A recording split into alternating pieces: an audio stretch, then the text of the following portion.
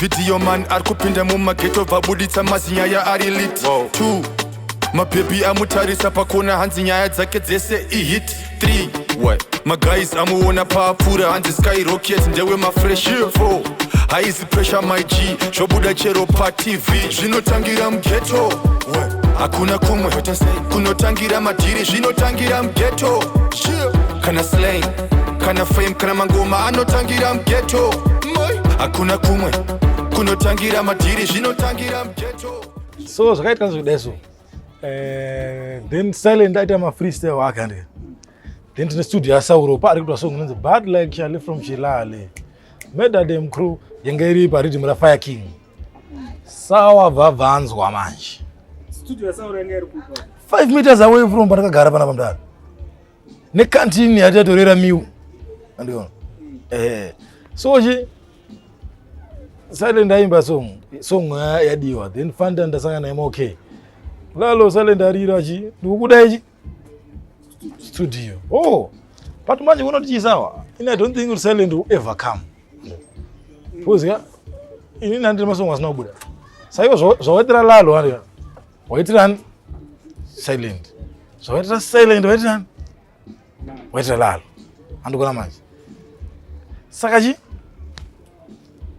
ndibada chiwa phone number uzofona utaura naye wega ari then sawa akabva azofona manje sawa afona vakataurirana then ndo pakaonekwa invitation yekuChilspot.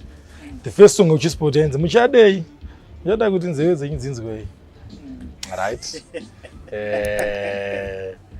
now baba panoitwa Stage Riddim now mibvunzo kai muchadei marero munzwei zvamaimboti amunzwe andika makunzwa muzaka muchadei. So now pazoitwa Riddim Stage Riddim ngerozi yaenda iri mugidhani kobhora stanzi yekutanga ndinotanga nekusimbisa mafanzi right chachaya manje chakuvietnam ka andika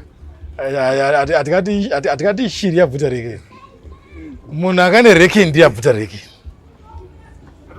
naturwa nemurudzi wayo waizenda atikati shiri yabvuta reke aida reke yatorirwa shiri shiri ndoyenge nereke inayo yabva yatorirwa chi reke kana kuona kakaclip kacho kesilent kakatonorekoda he was wearing a gidan rekarate because he's a black belt karateka silent and inina into boxing so the part time tino session na boxing akusi kunyepa iko mdara totosumudza mabhutsu zvibhakera tototamba weza mdara saka akati ndatori mugidan achito explode because he was not safe. There's a feel free. I don't know. How is that? Saka akati ndakatorwa combat type of session in fact. Was he in the kickboxing? He specialized. Yo, Debbie. Boy Rose. Kawan. Saka ende shwa kilari ramdara. Zvataichemera makoresa manje. Zvauya manje. Those were glory moments mdara. That's when taka feel in control again. Taka feel out tapa steering foot. Andire. So nambotora pavakaita zvinhu zvavo andakuti vasabotage ndakatwara kuzviitira zvinhu zvavo. Ndo zvatakaita patakaita zvinhu zvedu takatanga zvitiro zvinhu zvedu. Mashows edu. Takusangana nevanhu vatakusangana navo. Andika. Tana maelders edu. Waiza. Ayo shambari. Vakutisimbisawo mabhosi akawanda movement Vietnam rasimba panapa pazara vanhu naeuta vuyo waiza vanhu hobo wakawanda T1 mudede waiza mwana wa general register general man. Saka it was now a big movement now kuti yatone presidential click futi movement there. Saka that's how we retain our chieftainship as foundation. That's why you see pa Stage Riddim pakarira Blot, Silent, Just Signal na Bombeto and it, but Silent anaoretwa is upcoming kana kwazvitarisa. Akatongoretwa nekutonzi mudhara achitonokwana kumamunya kwana Kilati because ndo age yake na Kilati. Ndo vanhu vakatanga. Ndo vanhu vake ndo kumamunya. Andikona. Haana kumbobvira nzi upcoming. Ndisakaona even Gloria Silent yakarira kusvika palevel rekuti tita kuperforma after busy signal, after big act. Chinhu chadzoka. Because our prayers isusu angari kuti killer isusu tikazarira ne. But one wedu gariri. One wedu gariri. Mora musokarira killer tiya yo. Magaro maganas takafara kuti at least chairman varira foundation bo ndo andara. Then Zimdancehall unotomita ma friends ya. Then naseka zichichi yezya.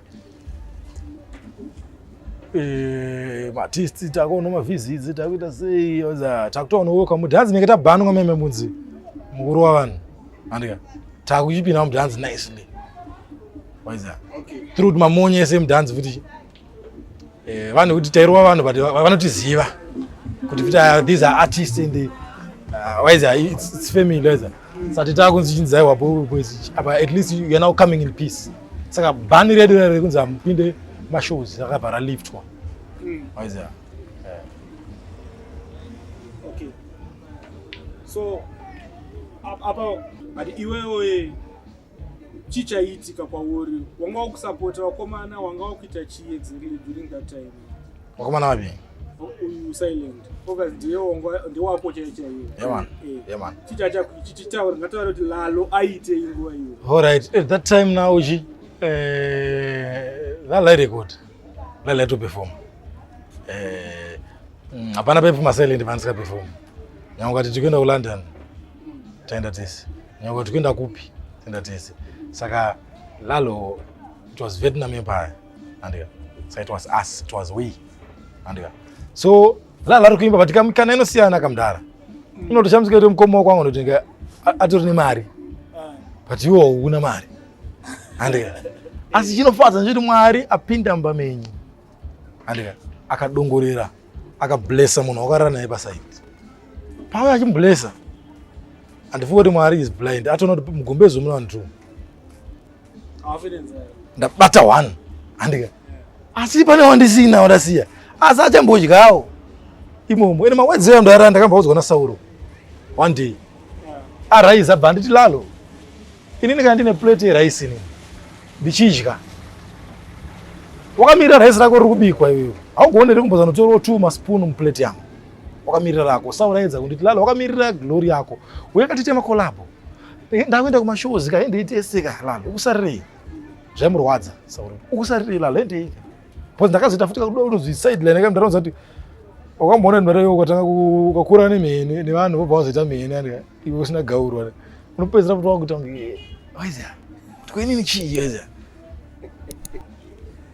but vamwe vangu vaingoti aiwa ngatidye Saura ngatidye tedzi chimbotora 2 maspoon andoona kusvika palevel rekuti Lalo arikuimba andika but now Silent avharira manje olova manje because you can't history yangu is individual andika inobuda but it's like feeling mundara ndokuti pana mukadota pana rwizi pana mai rwizi you can't talk of mukadota sinotaura boni andikona mundara bhande racho was always together saka ndienda kuona mamwe zvinhu zvori ndaona ndokudza good example takazoenda ku Riddim piki kamdiro kacho kanoita unoziva kuti ndakarekodha song ikatobuda pakabuda imwe Riddim ndakarekodha imwe song inozi vari kupinda yeke ikabuda in time first pack why ukasaibudisa song yangu iyo iwo chida Silent haumuwani ka Silent he's now the king saka ndenda kuti manje kila tukuda Riddim na Lalo anotopinda Riddim richitobuda ukasabudisa sezvaimbereka paipai ngirozi wasikuzofowe 1 because ngirozi ine vanhu vanenge inawo andikuona mai saka ndo kuchinja kwazvakaita andika kusvika tafamba makore Zimdancehall stories ekuratidza ma true stories but wakadhisa chikwata muvengi wangu you go die broke zvinotangira mughetto hakuna kumwe kunotangira madhiri zvinotangira mughetto kana slang kana fame kana mangoma anotangira mughetto hakuna kumwe kunotangira madhiri zvinotangira mughetto kana slang kana fame kana mangoma one video man arikupinda mumaghetto vabuditsa mazi nyaya ari lit 2 mabhebi amutarisa pakona hanzi nyaya dzake dzese ihit 3 maguys amuona paapfuura hanzi skyrocket ndewe mafresh 4 haizi pressure my G zvobuda chero patv zvinotangira mughetto